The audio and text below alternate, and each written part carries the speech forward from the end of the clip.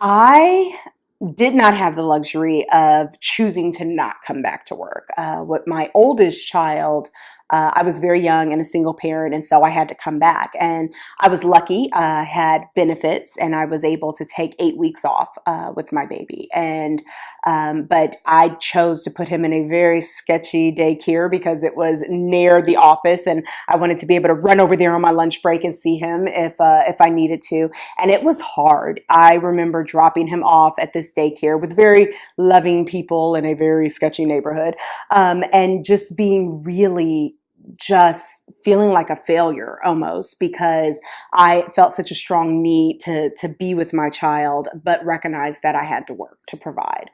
With my second child, I was older and further along in my career and still didn't have the luxury of not being able to work, but I had a little bit more time.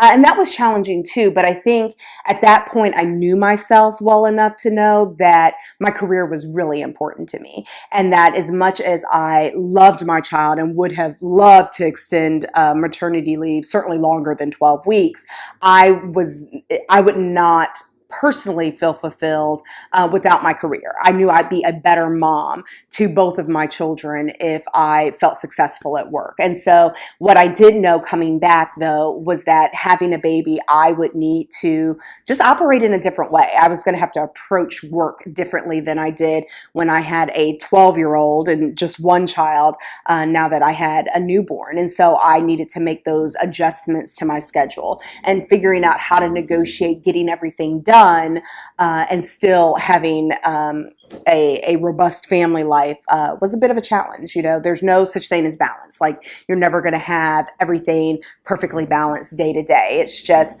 what's important today. And sometimes what's important today is work, and sometimes what's important today is home. And you've just got to continuously make those judgment calls.